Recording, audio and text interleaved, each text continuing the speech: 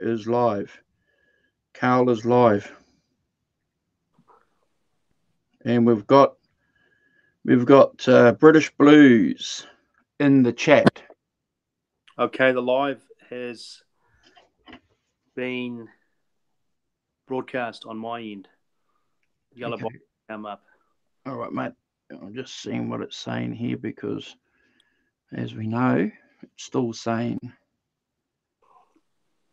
it's a bit slow. Okay. And it says we're live. I'm just seeing what it's saying here because.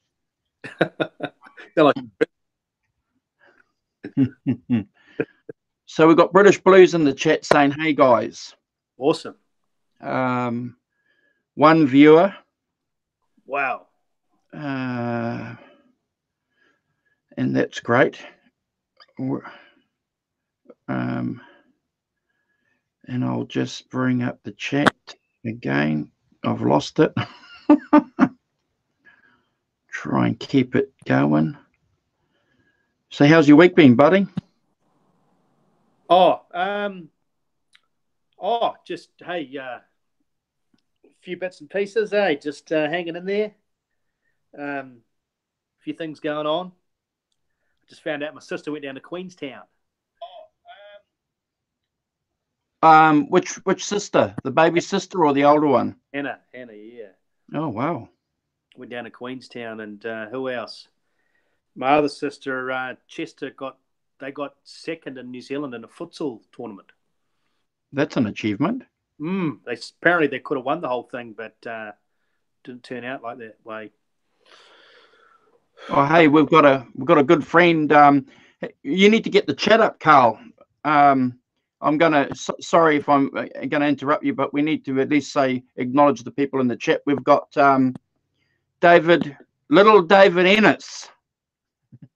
Hey, David. David's a really cool guy. David and I met on the Johnny Bean show, and Dave's a regular contributor to the chats on that show and a couple of other shows as well, Carl. Oh. And he's a generous guy. He gave Johnny Bean one of the new Fender Stratocasters. Sounds like a guy we need to get to know. I think it was the Elite model. You know, it's so something like that. If it was the Elite model, that's $4,000 New Zealand. Wow, is he American? Is he American guy? Yeah. That's neat.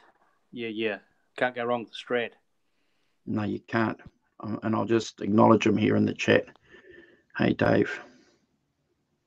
Yeah, he's a nice guy. He always makes a point of saying g'day when we catch up in the chat.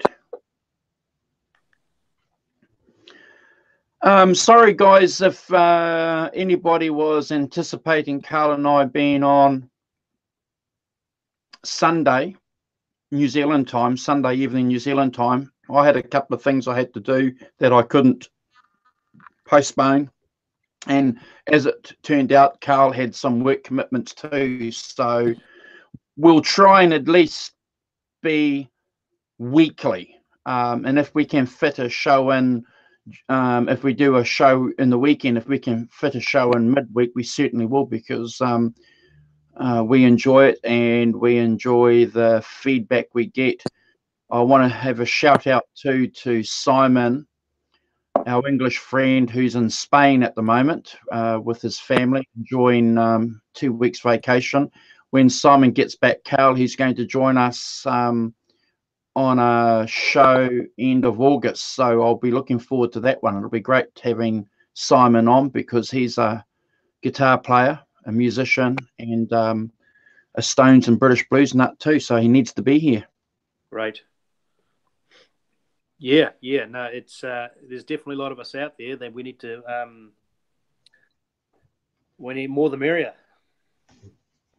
Oh yeah, I think so. And we're going to again keep saying it. I think that's one of the great things about social media is that you can find people halfway around the world that like what you like. Isn't that amazing? You could work with 20 people or 5 people and none of them will like anything you like, and then you go home, jump on your computer, and you'd be talking to a dozen people around the world who love exactly everything that you do. Well, it's like finding an old friend or an old jewel. Yeah. So it's still winter here. In New Zealand, we're going to probably have a cold day tomorrow. It's going to be probably about 10 degrees. So while we're shivering and cold here, our North American and European friends are sweltering. They've got. So what's the topic of this week's show? Oh, just continuing the series, I guess, of great Keith riffs, and a continuation of where we've left off last time, which was discussing how the Rolling Stones, we know them as a band, but also have they mentioned it many a time. I think it's relevant to today that it was also like a family. Yeah, and I'm going to interject and jump in on that because I saw when I was wasting a bit of time at work this afternoon, I was I flicked on a Keith Richards clip on YouTube, and he's talking about this current tour that they're on. They're on tour. Yeah. Yeah. They're on tour in England and Germany and France. And anyway, it sort of hit me because he said no one's leaving this band. No one wants to leave this band and be the one to leave it unless that person lives in a box. Yeah. Because it's all they've ever known. I mean, there's that famous clip of Charlie Watts where he the 25x5 VHS that came out in 1989 that coincided with the Steel Wheels tour. Wish they could bring that on DVD. That'd be great. There's a scene where Charlie Watts said that it's a double-edged sword with him. He can't go home. He'd love to be with his wife and his daughter and his horses, but he can't play the drums. The only way he can play the drums is being in the Rolling Stones. But he doesn't like wasting all the time, and he's not a rock and roll guy. He's not a rock and roll, as they say, a star. He's just a guy that loves to play drums. But the fact that he's been there since day one is shows you that deep down it's once again he's part of that family. So he obviously loves playing the drums, and he loves playing the drums in the Rolling Stones, and there's that clip in the 2010 documentary on Exile on Main Street, and he's saying, I don't play the drums for me. I play the drums for Keith and Mick. That's what I do. I just play the drums for them. Yeah. And again, you sort of like watch these things and you don't digest it or take it in at the time, and you might watch it again and talk about it with someone else. But then it sinks in and you realize, well, actually, what does that mean? That he just plays the drums for Mick and Keith. So that's that family thing you're talking about. He doesn't want to, let these guys down. And clearly not. I suppose if you look at it from a business point of view, from a financial point of view, being in the Rolling Stones has made him a really wealthy man and his family. But I think it goes deeper than just the fact that, they've made millions. Yeah, it's interesting. You bring up a good point, and I actually just had a bit of a brainwave, which occasionally happens.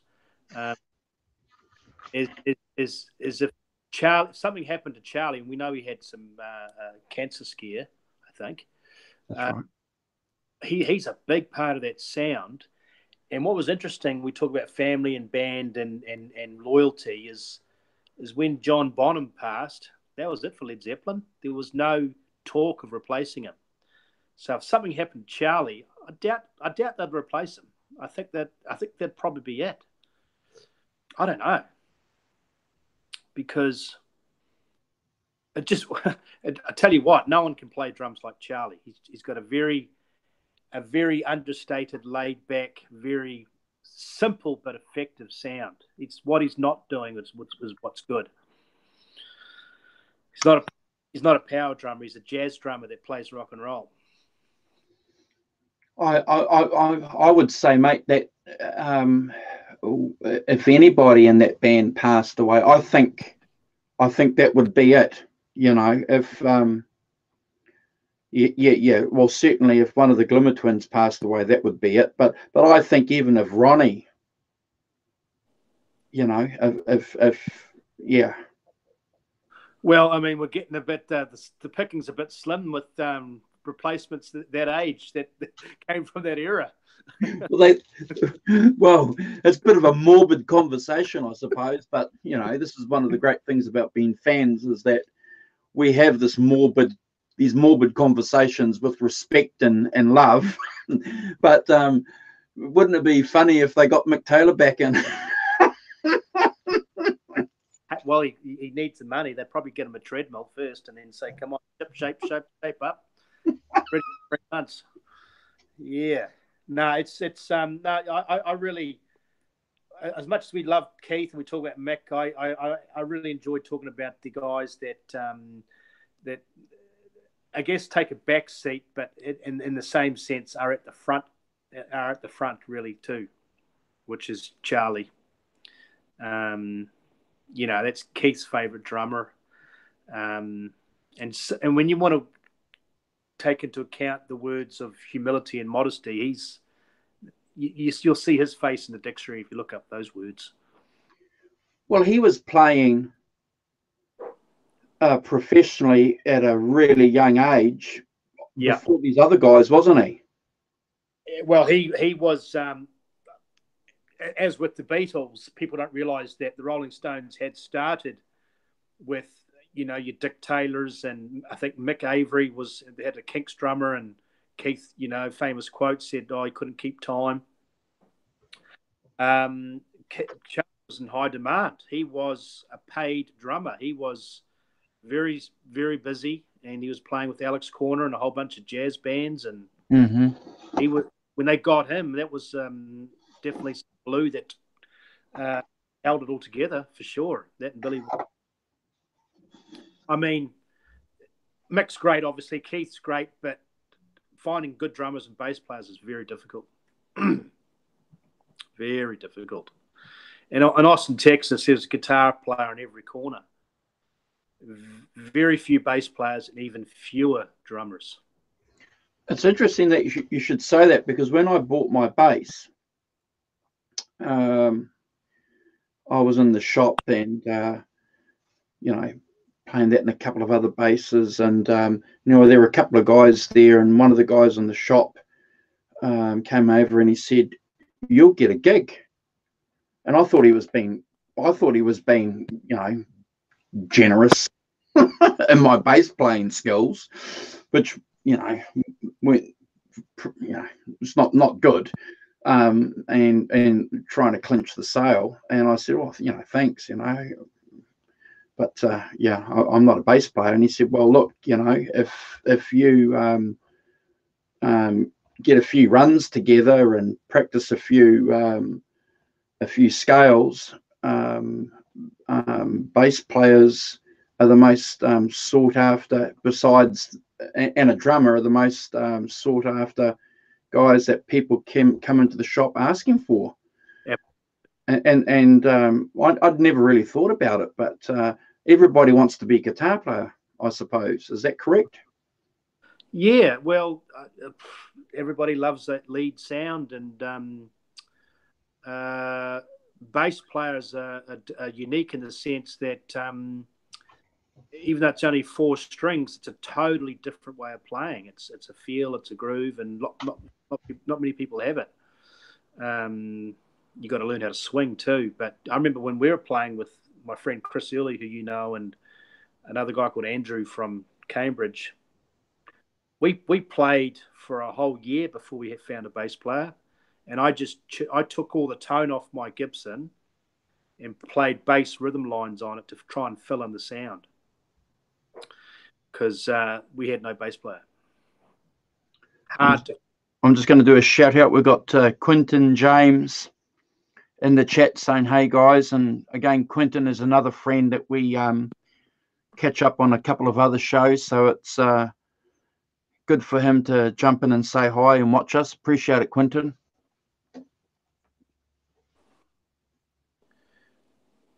Cool. Yeah. So you're right. You are right. Bass players are rare. Drummers more so.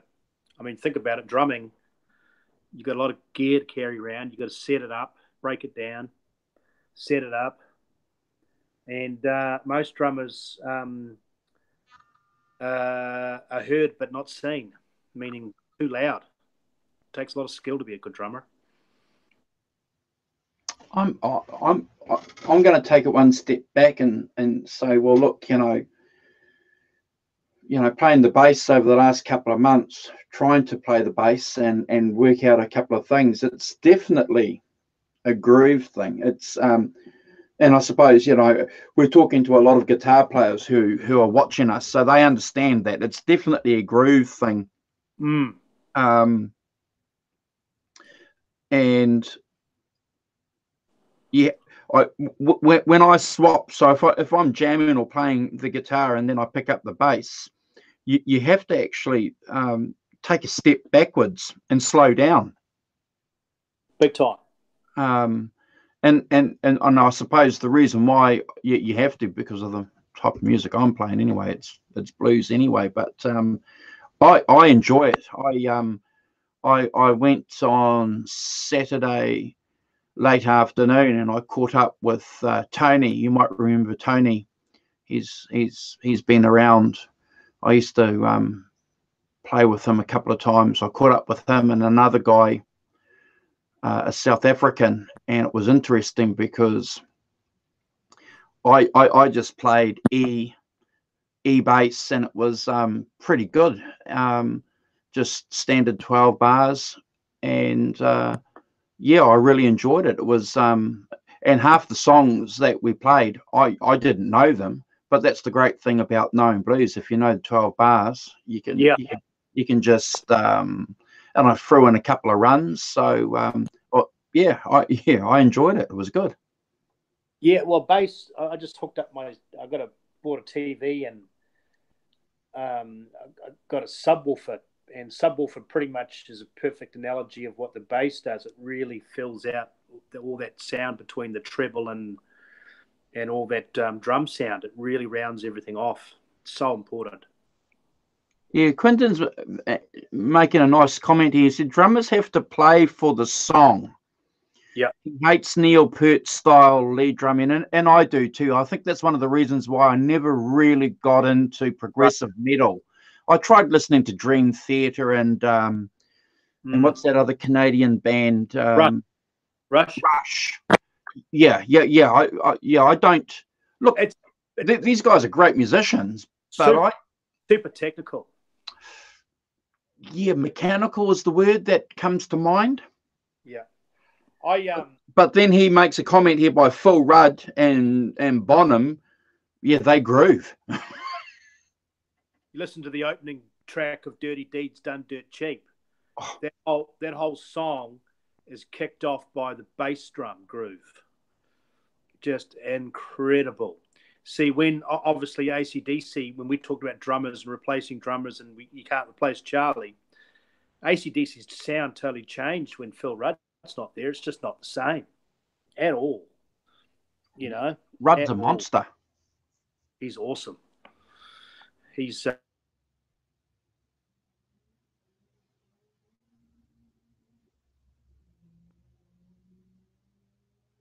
okay, so something's happened to the connection. So sorry, the phone went. Can you see me? Oh, yeah, okay, yeah. Yeah, I agree. I think Rudd is just yeah, phenomenal. And yeah, I think Quinton's making a good point there. You know, play for the song, and I suppose that's like a lot of guitar players too, because the guitar player that comes to my mind who plays to a song is Mike Campbell. You know, from Tom Petty's band. You know, just some of those runs that he's done over the just simple but cheapers. Oh, some of those Tom Petty licks is the signature hook for the whole song. Just so clever. So clever. And a laid back guy. You know, I've got that DVD, which is Tom Petty and the Heartbreakers. It came out about maybe 8 years ago, charting the history. And Mike Campbell's such a cool guy. Mm. He's he was a big part of that sound. Getting back to AC/DC, what a lot of people don't realise is we know them as hard rockers, and some people even like to think of them as heavy metal, which they aren't. But they started their journey with blues, the Jack, you know, all that sort of stuff, and they just rocked it up a bit. I remember getting into trouble. I was working during the Christmas holidays with some guys, and I remember we were talking music, and I remember saying in front of these guys, "Oh, you know, AC/DC are a blues, you know, blues." I didn't say blues band, but a blues based or something like that. You know, that a silly 18-year-old would say. But anyway, the key was that I used that word blues. And man, I got shot down. No, they're rockers, man. They're rockers. And no one's denying that they're not rockers. But if you listen to their songs, and I was trying to play some of their songs, what are their chords? 3 chords. Yep. Just basically, you know, a blues foundation, and they just mixed it up with some, you know, with some just simple rock riffing. Really, everything's pretty much an E and A, really. Yes, and no arguments from me, mate. I totally agree with you there. I'm not going to contradict you. Yeah. So, wow, you know, and yeah, so a big part of that sound is the original guys going back all the way to the start. And I was also thinking the other day about, we talked about the band and the family. What I really admire about the Beatles and the Rolling Stones is they took all the emphasis of naming, and they weren't managed by, you know, they weren't controlled as American. A lot of American acts were controlled. It wasn't known as Mick Jagger or John Lennon. See, in the 50s, you know, in America, everybody knows of Elvis Presley, Jerry Lee Lewis, Eddie Cochran, Little Richard, Chuck Berry. No mention of a band. Bill Haley in the comments. Who else? Muddy Waters, Howling Wolf. You know, no mention of the band. So the English we've got to thank for taking the emphasis off the individual and talking about a group, you know. And all of a sudden in America, all of a sudden you heard band, the Beach Boys, you know. So that they really, I'm going to thank the Beatles. I don't know where that came from, but the English really helped market the significance of being in a band. Oh, look, I agree with you, and I take my hat off to the Beatles because they very clearly, right from the word go, knew themselves who they wanted to be. Yes, they were a band of personalities. Yes, John Lennon was, you know, for a long time the undisputed leader, but everybody had their role to play, like they do in a family. But they were always together as a group. And what's really interesting is that George Martin, when he first got them into the studio, he was trying to work out who the lead singer was, you know, because he had that conception too, that, you know, one of them must be the lead singer and then everyone else is behind the lead singer. So all credit to him, because the Beatles didn't tell him that we were a band. They just stood up, sang some songs or whatever, and then he worked that out too. That, oh my gosh, I don't have a singer here and I don't other musicians. I've got a group here. How am I going to do this? And so the marketing would have been different. And that's what I like about the English, is they started these young guys. Not only were they talented, not only they started a revolution, but they helped market themselves to.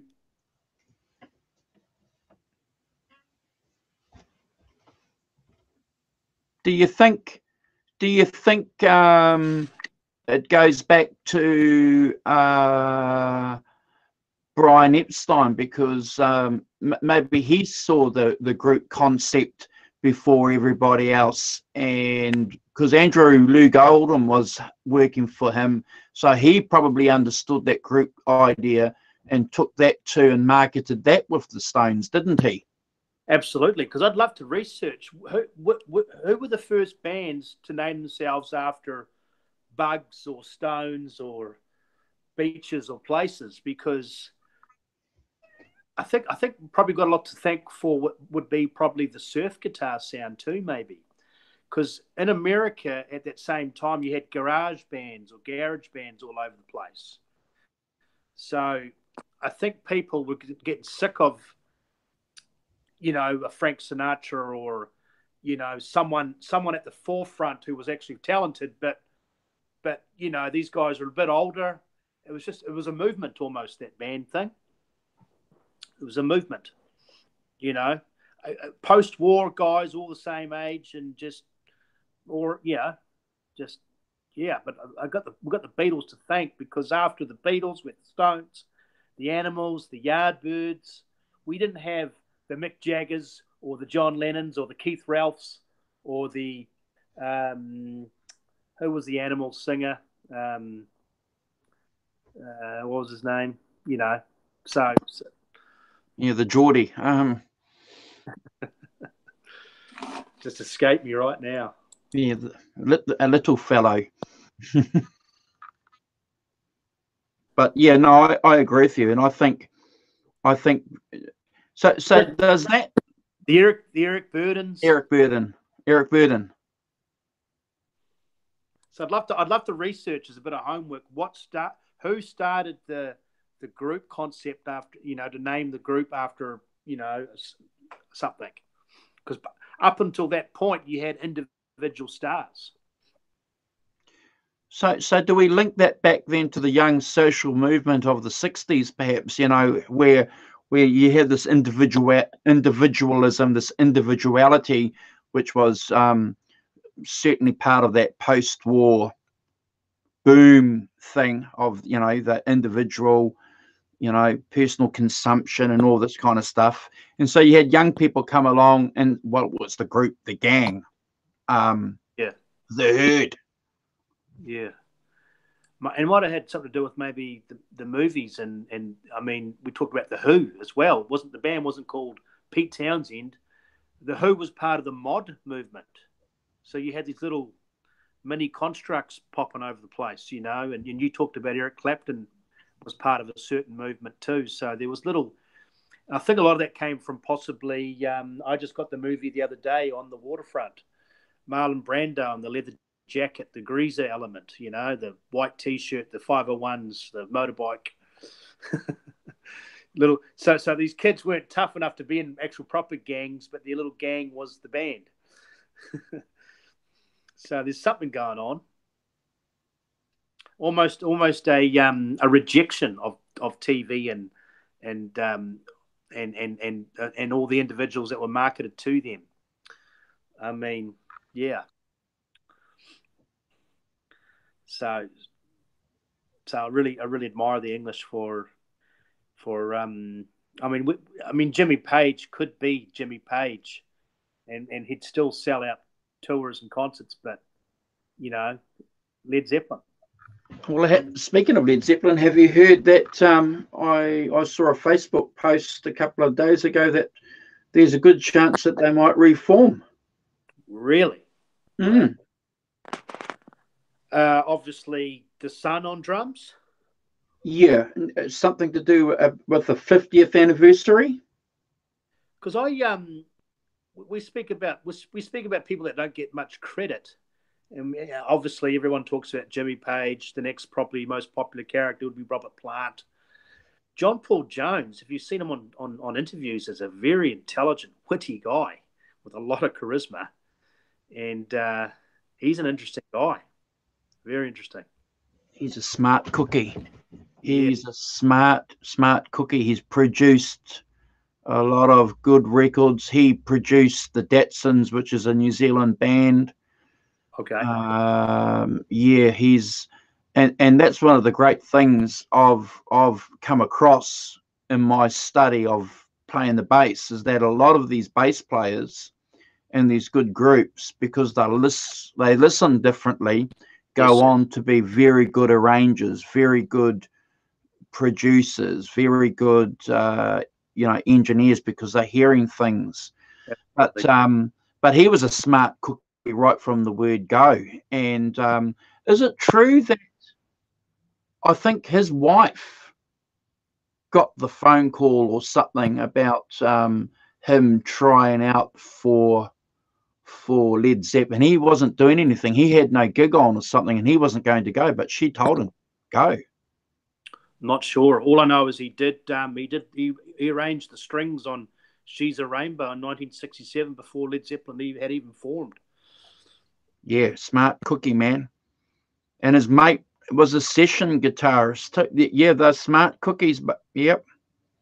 And he could, speaking of bass, he wasn't just limited to the bass. He could do the organ, the mandolin, guitar, everything. I mean, yeah.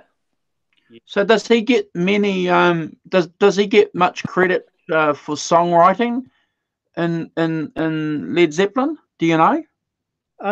From memory, he on like the fourth album, you see his name Jones in brackets next to the song, so he's involved with a few of them. I know that Jimmy Page, as shy as he comes across, I remember him saying, this is his famous quote, that he wanted artistic control in Led Zeppelin like a tool in a vice grip, or a piece of wood in a vice grip. You know, he wanted to be in control. But I think Jimmy Page's heart was with the band, as far as, we are a band. It's not me, even though he was, obviously the artistic leader. But Jimmy, it's quite a good little relationship there, because we talk about Keith and Charlie, that Jimmy Page and John Bonham had the same kind of relationship. They fed off each other, played off each other. As evident in that DVD, Song Remains the Same, you could tell that they really enjoyed, playing with each other. Oh, I love that black and white clip where they're in Denmark and he's playing his Dragon Telecaster and he's just got his Marshall stack there. And they've got these young people there, and boy, it's good. Gee, and they're tight, man. They're playing in a studio. Is that the with the small audience? Yes. That's amazing. And they do Dazed and Confused. That's it. And is Jimmy wearing his white frilly Victorian shirt? Yes. And he's got the Dragon Telecaster. I mean, I don't mind Eric's SG, but I never really got into that telly. I just thought it was hideous. Yeah. I kind of agree with you. I kind of and I didn't realize until later actually that album was recorded with a Telecaster, because when I got into Led Zeppelin, there was no internet, there was no YouTube, and all the photos of Page, at that time, was just him with a Les Paul. Absolutely. So you assume Slash. he'd played that Les Paul from the word go. Like Slash, yeah. And it just goes to show you that with enough volume and talent, you can have any sound coming out of any guitar and sound rocky. Why did he change to a Les Paul? Do you know? I guess he wanted a fuller sound. I'm not sure. It would have to be. Sorry? It'd have to be. Yeah. It would have been because of a tone thing. Yeah, would have been. Probably he would have had to have really wound up that telly pretty loud to get the sound he wanted. With the Les, he didn't have to do it as much on stage, possibly. Because it would have just been single pick. Well, yeah. There was no like mini humbuckers back then. No. So yeah, it really it makes you want to listen to the first album again. Oh, that first album and second, I love it. I just second album's the one. Yeah. It sends shivers up my spine when I think of those albums. The first time, I suppose it's a bit like hearing it's a bit like the first time. When was the first time you heard Eddie Van Halen play Eruption? Yeah. When was the first time you heard Led Zeppelin? Communication Breakdown. I mean, just once again, simple chords. So I'm just having a look through a book here and to see if there's anything about a Les Paul. No. It'd be pretty interesting to find out why he changed. Most of those guys were using Les Pauls, though, weren't they? Yeah, you know how you go on YouTube and all of a sudden, after an hour and a half of just browsing, you get onto you just go on these journeys where these videos link into each other. Yep. There was one where they said the top 10 rock guitars of all time. And I watched it because I was interested to find out what was number one. So obviously it started out with, I started with an SG and it went through to, various guitars. I think the Stratocaster was number 3. But Les Paul was number 1. And I thought the Strat would be number 1. I'm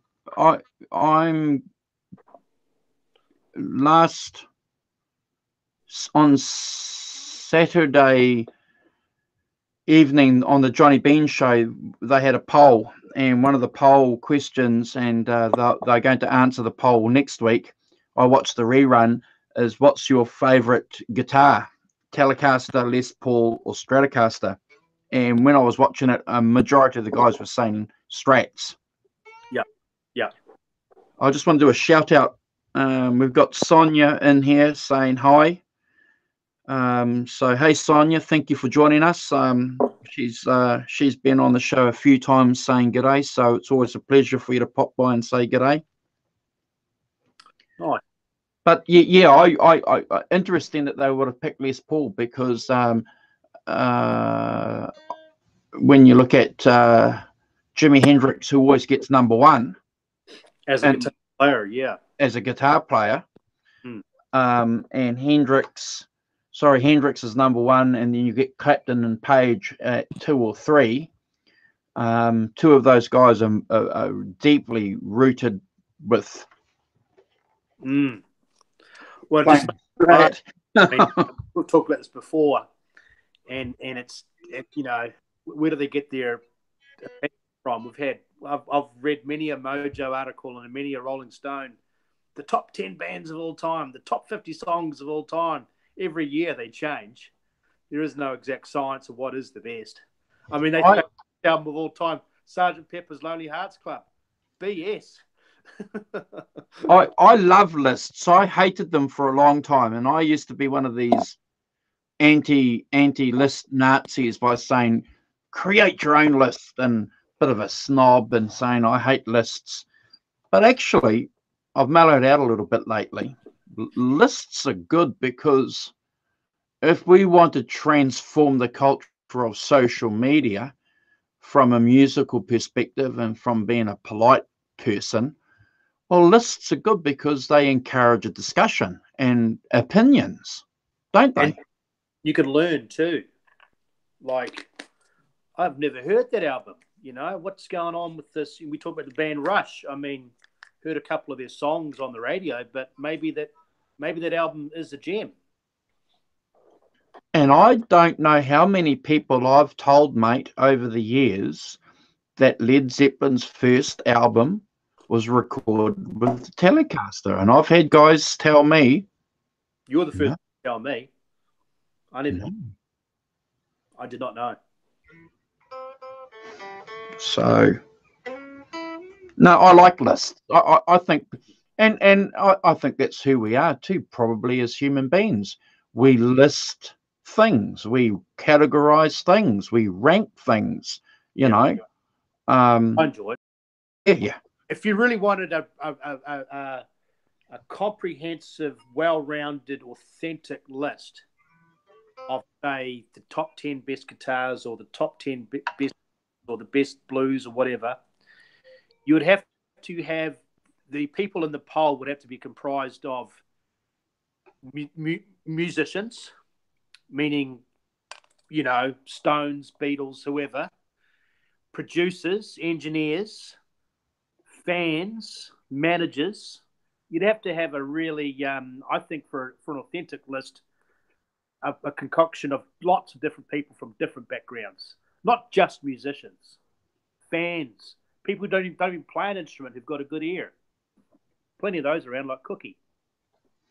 Yeah, and I think too, you know, there's a new category becoming prevalent now, certainly at tertiary levels too, because, you know, it blows me away that they're offering blues diplomas or blues degrees in North American universities. So you've got academic musical historians and you've got organic musical historians, guys like us and people watching the show like Simon. Hey, Simon. Simon's just popped in. Good morning from Spain. Hey. ¿Cómo estás? Yeah. Buenos dias. Carl's going to speak Spanish to you because he's spent 10 years in Texas. Rolling Stones número uno.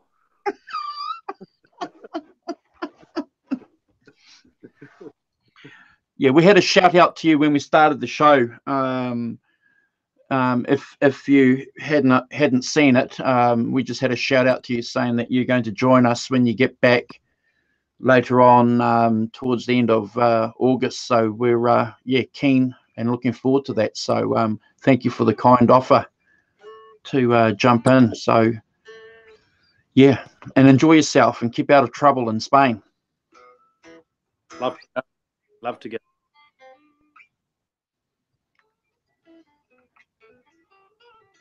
So yeah, we're getting back to so you've got organic musical historians like, you know, guys like us and people in the chat that have an opinion. Yeah, and then you got your like you say, the and I.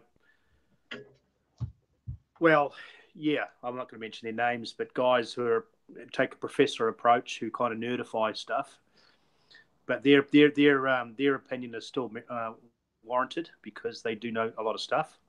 It's just the other extreme, you know. But yeah, it takes all sorts, and there is.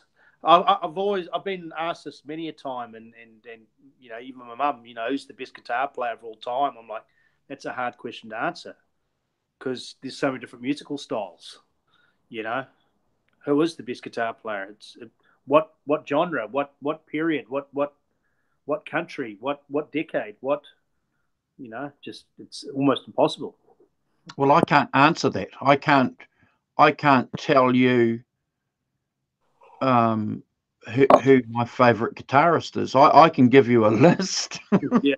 and that's what we were talking about before. That's a great, you know, I can give you a list of guitar players that I admire and that were important in developing my musical career, albeit limited. But the point is, yeah, and again, I suppose that's the great thing about lists, because if you're on Facebook, for example, and they talk about the top 10 British blues guitarists, and there was one guy on there, Jeff Beck, and a few people chimed in and said, well, show me a blues riff where, a blues song that he's played. And a lot of guys, were out in the comment, well, he's more of a rock guitarist. So again, so you've got that discussion. How do you determine what's blues and what's rock? Absolutely. And Jeff Beck's an interesting guy, because he was part of that famous trio, Eric, Jimmy Page, and Jeff Beck. And Jeff Beck, unfortunately, doesn't get the credit he deserves. I don't know much about Jeff Beck, but what I like about him is he went on his own tangent and did jazz rock fusion, and very unique player. There's a DVD that came out, and I downloaded it on iTunes. It came out at the beginning of the year, May. I fully recommend it if you don't know anything about Jeff Beck.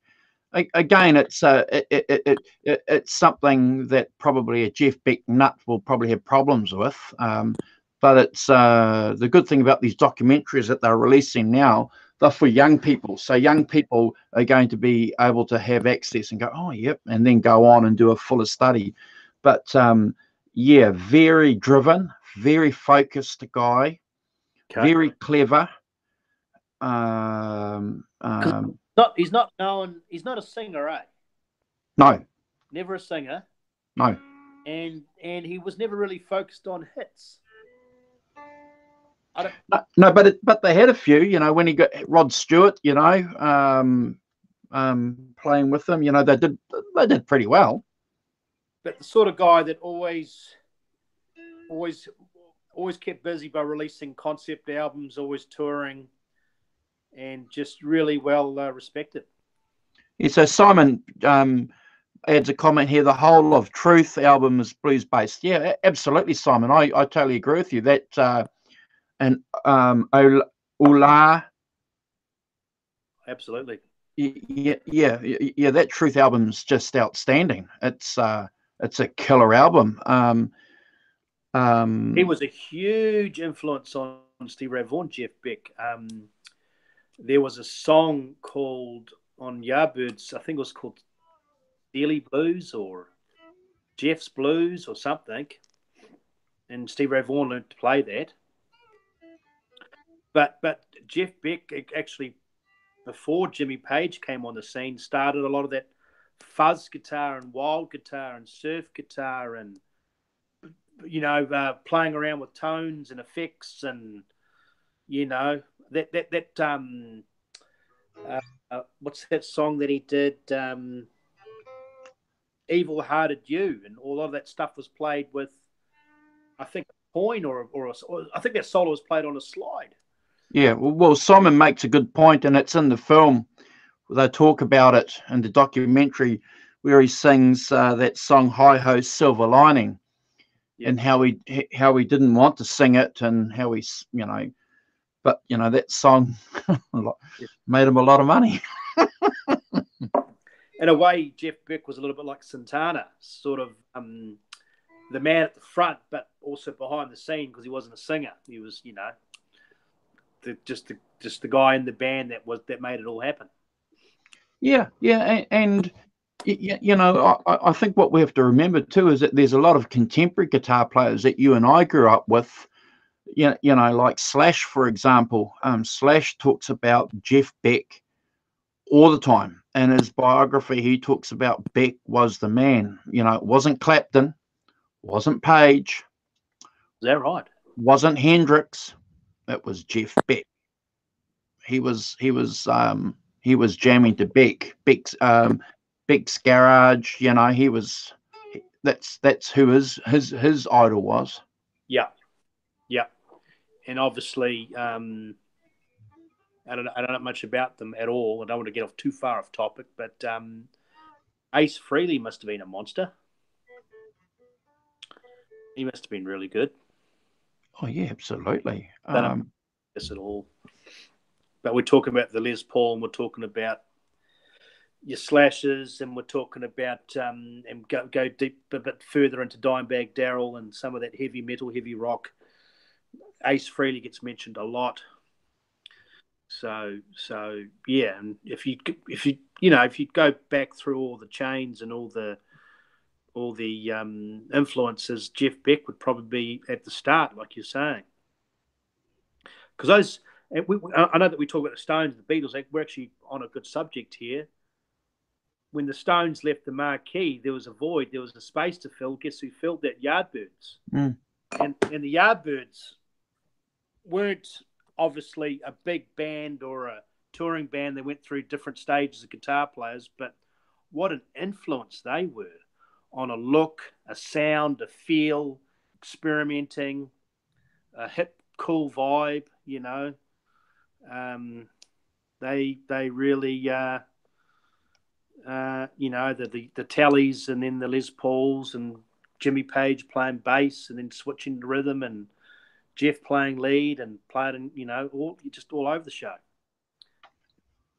Simon's making another good point here. The volume was heavily influenced by Roy Buchanan. You know how he used to have that Telecaster, and he would slide his finger up and down to get that swirl tone. So Roy influenced Jeff, or Jeff influenced Roy? Jeff's volume control heavily influenced by Roy Buchanan. Yeah, because Roy Buchanan was doing, and we've talked about Roy before, was doing a lot of, before he started becoming a solo artist, was doing a lot of session work. Mm. So he was bumping around in the late 50s, early 60s on some of those Dale Hawkins records and some of that Chess stuff and Roulette label. He was doing a lot of clever stuff. So, yeah. And all he had, mate, was a guitar and an amplifier. No effects. No effects. Yeah. That telly and that volume and tone adjustment and all that was just pure skill. What a tragedy. Yeah, that was. The jury's still out on what happened, eh? Did he hang himself, or was he the victim of a bit of police brutality? Who knows? Well, I've got my theory, and I'm going to say that I think, when a guy is a drunk, he can be a bit of a pain in the butt. Mm. But bashing him over the head with a baton or putting him around a noose or something like that. Yeah, it's a funny one. It was very sad. But yeah, no, we. How serious were the Stones in getting him when was it Mick Taylor left? No, Brian Jones. Was it Brian Jones? So it was back. So how serious were they? The stuff I've read, I think he was a consideration, but just a name thrown around. I don't think it was super serious. Because even Eric Clapton was mentioned, wasn't he? But Eric Clapton was mentioned, but Eric Clapton was too headstrong and too famous in his own right. It wouldn't have been right. I think with Roy, and that's happened a lot with the Black and Blue sessions, and it's actually good because we can talk about a few riffs from there, is the Stones wanted to keep it pretty English.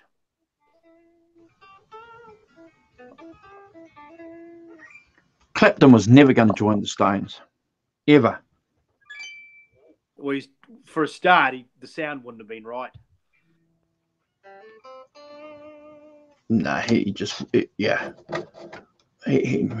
wouldn't have been something that he would have even gone home to think about. No. The Mick Taylor period, perfect match. So Simon's of the view that he thinks that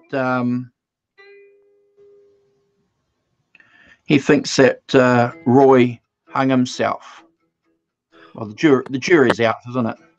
That's what I've read. It just seems hard to fathom, because I think he'd given up drinking and he got back on the Terps and then made a bad decision. Who knows? It's just a shame. I think you would show me that old documentary where they interviewed him in his house, eh?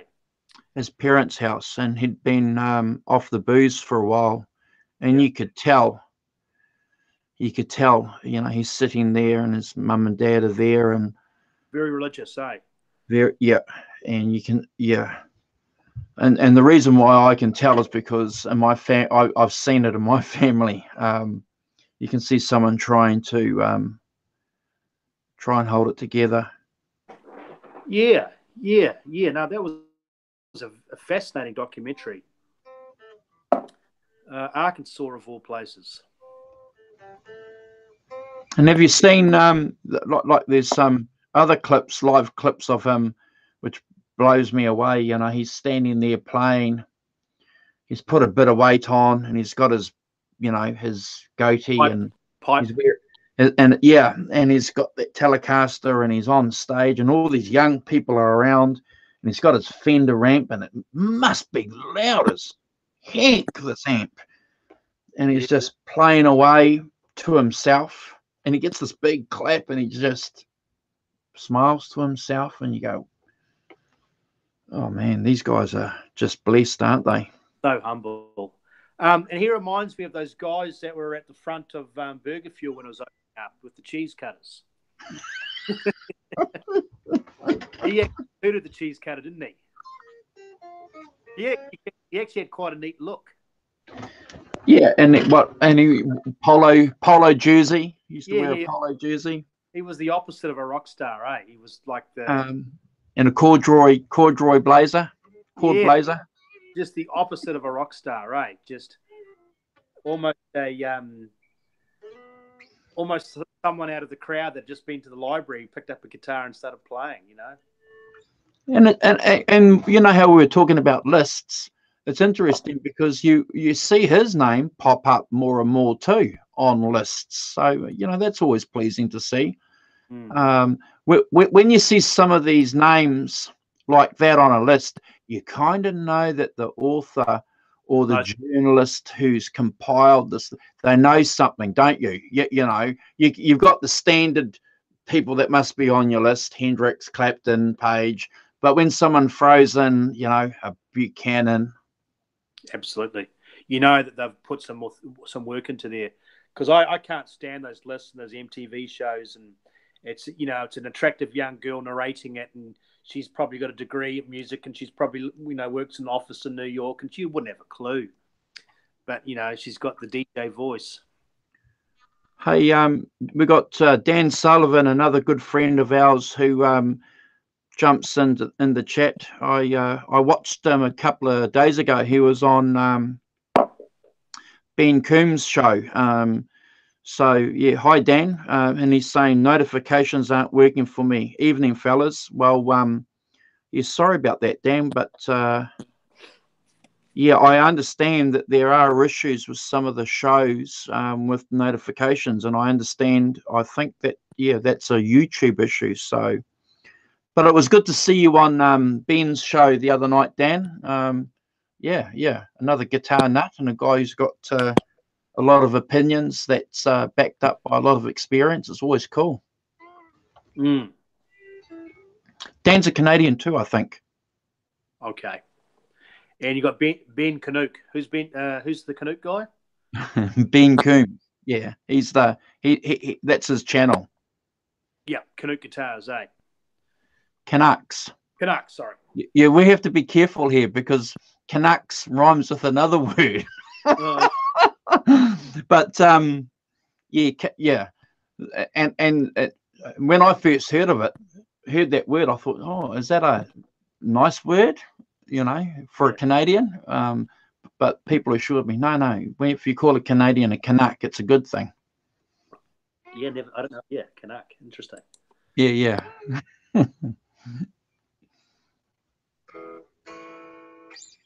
Oh, okay. That's based. That's after a team. Well, no, I think. Ice hockey. No, I think they used that term before the ice hockey team. Canucks, I think, I think it goes back to maybe a North American Indian A term term. or Oh, something. yeah. Canuck is a slang term meaning Canadian. A term of endearment, like a Kiwi. Yeah. Okay, yeah. So no, and that show that Dan Sullivan was on, these guys are crazy, man. That show went 6 hours, and I was watching it from work. So I'd work for 2 hours, have a break, grab my phone, and these guys were still on. I'm going, oh, holy cow. And then go back to work, have lunch, grab my phone, they're still on. Raising money for charity. Was it telethon? Look, I think it was obviously during the weekend, but I think that's the great thing about our community is that there was a couple of other guys on there as well, some cool guys. They had another guy, an American guy called Mitch, who we hang out with, really cool guys. And that's what I like about our shows, is because you're talking to guys like us, mate, who know stuff, and they've got an opinion, and they're talking about guitars and music and stuff that we like, and they can back it up. You're not paying for some professional somewhere to give you an opinion. It's ordinary people. Yeah. No, you're right. It's great that people. I mean, every show we do, I learn something different. So that's neat. Oh, me too. And I don't watch any TV anymore. I might watch the news now and again, or a bit of sport. But there's a couple of YouTube shows that I watch. Ben's show, Johnny Bean's show, and that's where we've met all these people. And yeah. Like Dan was talking about some guitars that he's bought, some good guitars over the years, and some guitars that he regrets selling. I think he was talking about a Les Paul, his favorite guitar, and he was saying that it's not a special Les Paul, it's not a custom Les Paul or anything. It's just a real basic Les Paul, but it feels good. Yeah. Sounds good. And I suppose that's all you really want, I suppose. Does it really matter what the name is? No, it just feels right. I mean that's classic story, Stereo Vaughan, where in Ray Hennig's music store, he could have had any guitar he wanted in the store, and Ray said, "Why do you want that one?" He just says, "Oh, it just feels right." It's a dog, he said. Is that what he said? Yeah. What couldn't understand why you wanted that one. What did Steve? It feels right. Yeah. He didn't say it sounds right. I don't even think he plugged it in, from what I remember. I think he just played it acoustically. Yeah, this feels good. It feels hybrid of a different neck and a different body, and just felt right. Yeah, so that's right. Dan's saying a Studio Plus. Well, they're good guitars, man. That feels right, plays right for me. Yeah. You can't go wrong with the Studio Plus. Is that a Strat? No, that's a Les Paul, and they're not cheap here. Yeah. I've been having fun, actually. We talked about Keith and that black Les Paul. That's such an interesting guitar with the 3 humbuckers. Very interesting. One of my Facebook friends on a Peter Green group that I belong to, he pulled the trigger and bought one of those customs. He had 3 to choose from, and he picked a 2005 one, because apparently some of those customs, some of the 1990 ones and some made during the 1970s, apparently they were really horrible, but I wouldn't know. But apparently some guys can tell what year it is. There are some that you just steer clear of. Yep. No, there's some funny things happen with guitars. Apparently, the Strats in the '70s were pretty average, and they went through some management changes and different ordering different kinds of woods and trying different things. And for a period, apparently the made in Japan guitars were better. Well, I've seen Keith McMillan had that a Paisley Fender made in Japan, and the pink color, and I kicked myself I didn't pull the trigger and buy that, because it was a beautiful guitar. But I remember playing that a couple of times in his shop, and you couldn't fault it. And I remember him saying to me when I picked it up, he said, "Oh, it's made in Japan." And I'm sort of, oh, okay. But again, I suppose as these guitars get older, they get probably more valuable. Is that right? Well, I almost bought it made in Japan. I was researching it. They were a bit cheaper than the Strats. I almost bought one. I was looking at them seriously when I was in America, and went on some forums, as you do, and went to some, websites with, I just read the comments, and they said there was a period where they were just equal, if not better, in some respects. So there you go. Very, very, very interesting. Well, I'm not going to be, I'm not a snob, because I've got a vintage Les Paul. I'll show Dan if he's still in the chat.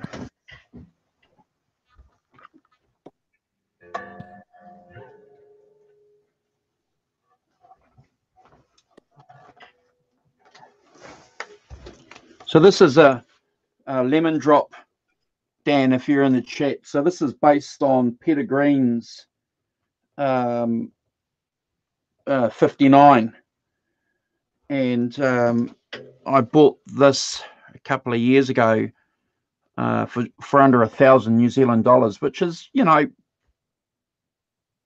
not cheap, and this plays really well. But there's no way that I was going to spend $2,500 on a Les Paul, and the prices go up. In the same shop they had one for $10,000. Wow. Yeah, thanks, Simon. Yeah, we can talk about that when you're on the show. But yeah, it's a good guitar. It's got some good reviews. It's got the out of phase tone, so that you can get that nasally sound that Peter Green is famous for. And the way to get that nasally sound is you have it in the middle position, and both the volumes have to be at the same setting. So if it's on 10, both of them, the front and the bridge pickup, you get that nasally sound. But yeah, it's not bad. Plays good. It's got a small, narrow neck, which is good for me because I've got small hands. So Simon's got a 30-year-old Japanese Strat. Everyone who plays it says it's a great instrument. It's my old faithful. Wow. And Dan paid 800 Canadian for his Studio Pro, used in 2004. So that would be what's 800 Canadian dollars, Carl? What do you reckon that would be? 1,500 New Zealand? No. So about 85 to 90 cents buys a New Zealand dollar. They're not too far off us. Okay, so that's not cheap. Yeah. America is about 70 cents to the New Zealand dollar.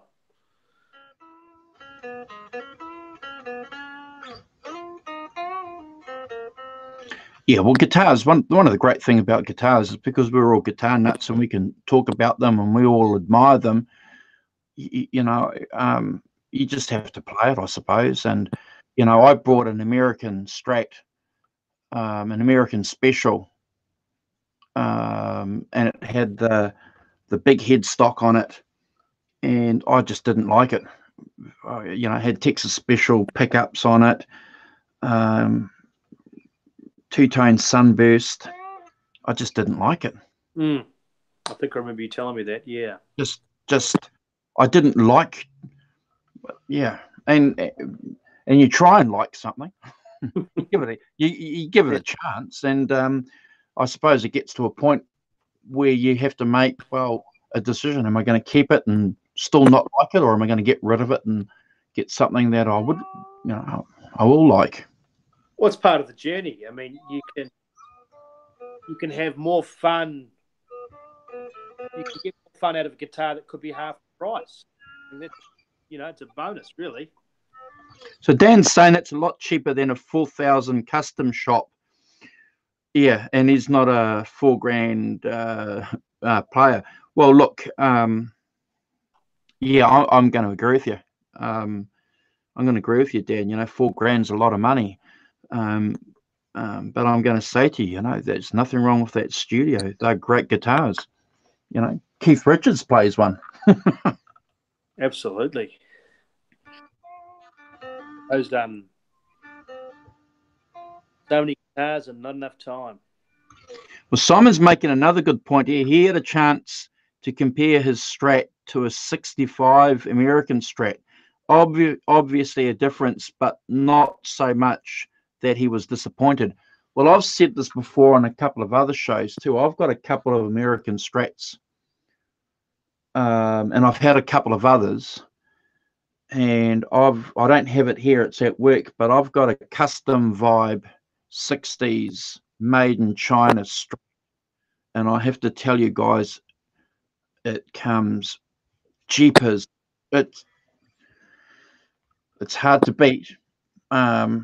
It sounds just as good as my American Strats. You've seen it, Carl. You've played it. That's the tobacco one. Yeah. Yeah. It's got a real Stevie feel of it. That is maple neck, not rosewood. Rosewood. Maple neck, rosewood fretboard.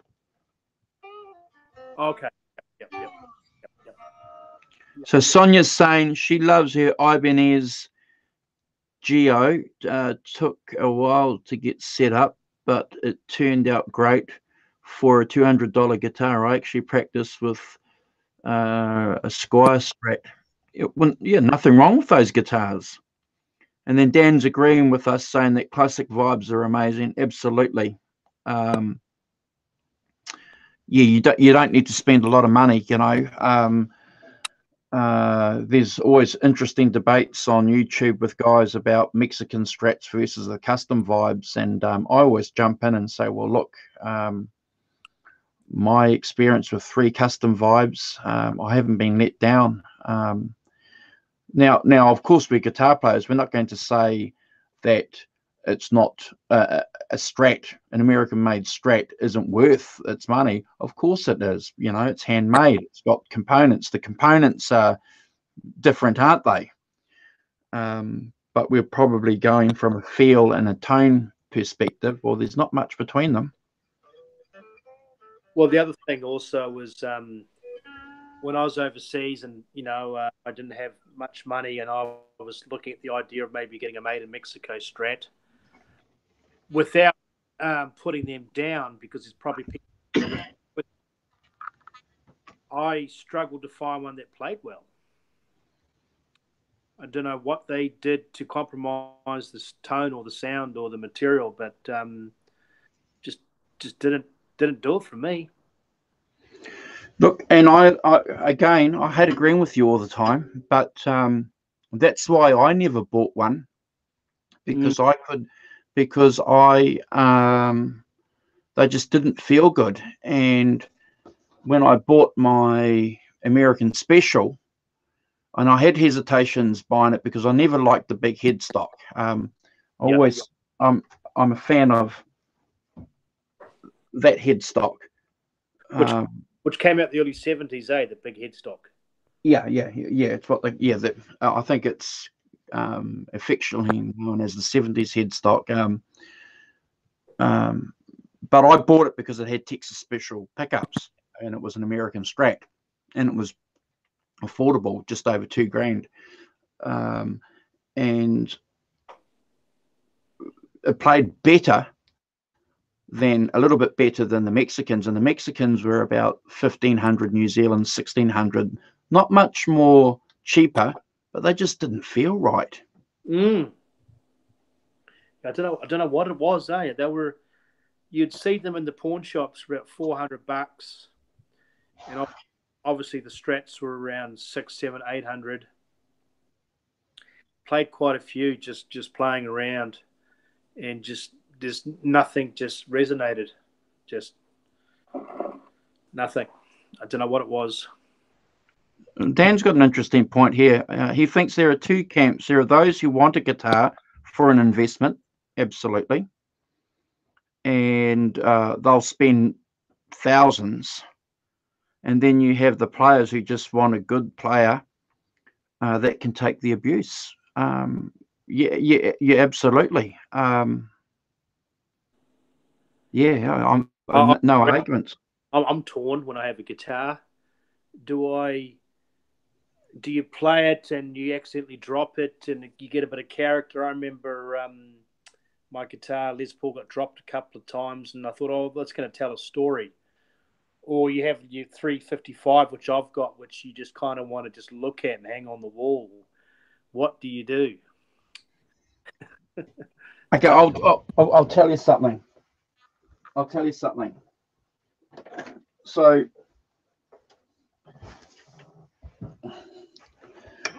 that's my Clapton Strat. Okay. Wow. All right. So that's my Clapton Strat. That's a blackie. Yeah. If I drop this or ding this, I would cry. But this is my number one Strat here, which is my 89, which has the lace sensors in it, and also the Clapton TBX and the mid boost that was put in. So this is again off an 89 Clapton Strat, but this is my number one guitar. But I'll throw this in the back of my van, no problem. And I've put a couple of dings on it, and I look at these things on here, and I think, baby, you're looking great. And it doesn't break my heart if I get and that's my number one. Isn't that weird? How as guitar players we have that kind of. Yeah. So that's the one you take on tour that you leave with the roadie. Yes. This one stays at home in the vault. Yeah, but that's my number one. This is the one that if I had to keep one, will be that one. Isn't that weird? So they're both made in USA, those guitars? Yeah. Wow. So what's the most recent purchase out of those two? That one. This one. When did you get that? 18 months ago. Oh, wow. So, because I remember seeing a Strat in a pawn shop. It was an Eric Clapton, and it had that. You know how they went through the metallic phase, like that greyish blue. I love that. That's the one I wanted, but that was just ridiculously priced. But what's it called? The nut. The nut at the end was that funny kind of heavy metal kind of nut. So that would have been the Strat Plus. So they're collector's items. Oh, really? Yeah. With that funny grey metal nut. Yes. So I should have picked it up.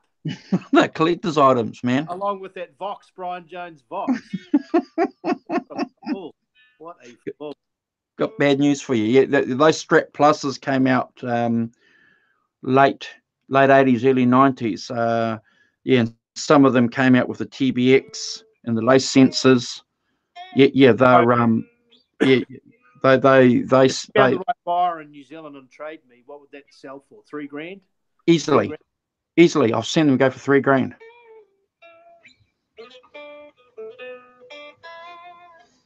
Based on the simple fact that there's very few in supply. Yeah, and well, they're good guitars. Okay. They're good guitars.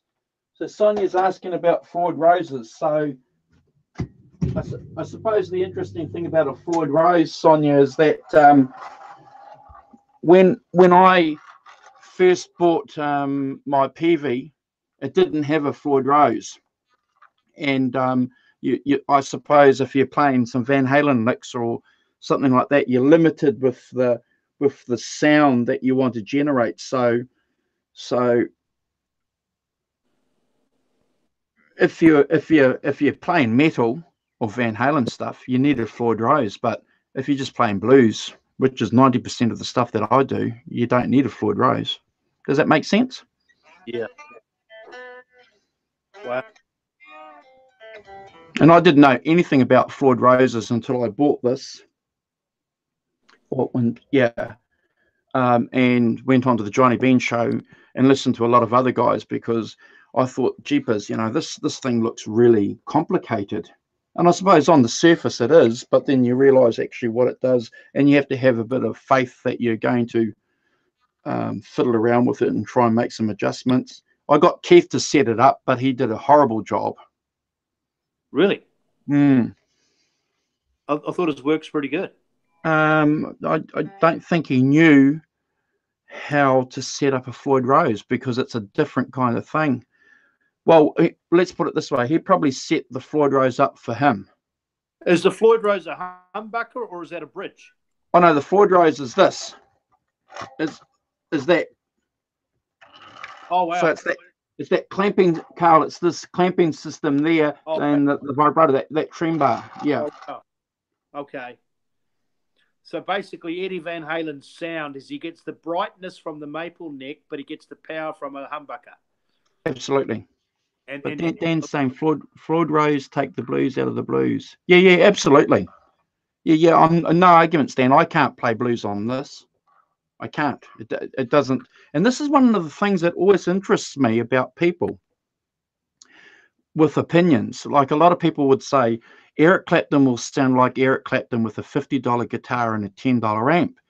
And that never made any sense to me, because this guitar with my fingers and my amp, this guitar sounds completely different to that guitar.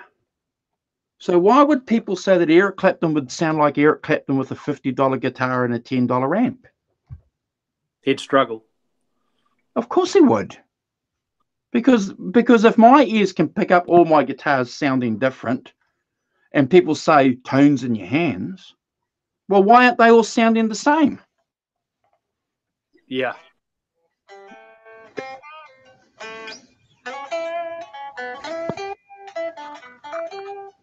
But I'm just a simple blues man.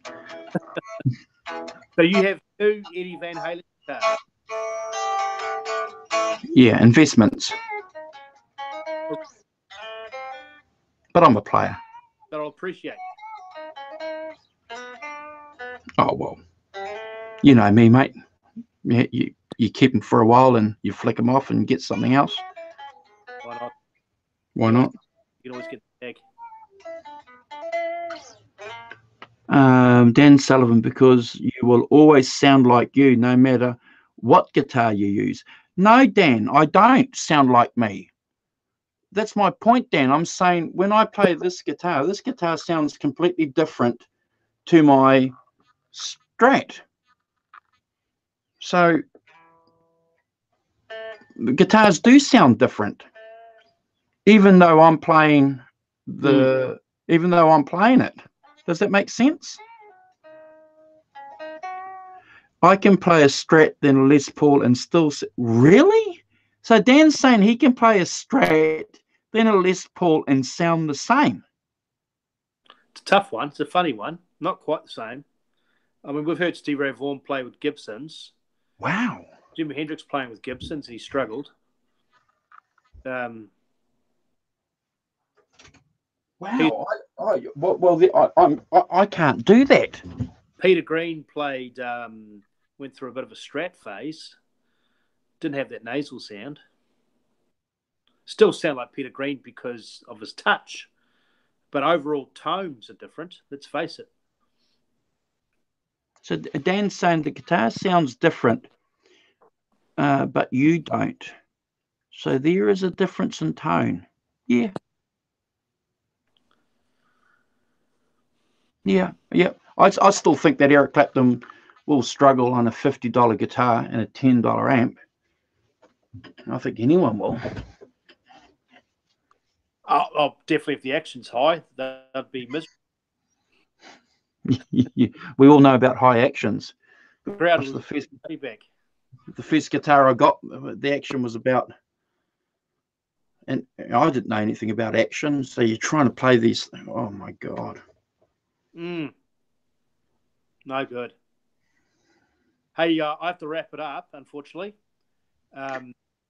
I've had about 3 phone calls come through, and one of them's Yeah, it's okay, man. Always a pleasure. yeah. I look forward to catching up with you for the show on the weekend. Yes. Just want to shout out to Sonia, who's been with us pretty much from the start. Dan, always a pleasure for you jumping in, man. Appreciate your contribution and watching you on the Ben Coombs show. Who else have we had pop in? Our mate Simon, who always offers kind words of encouragement.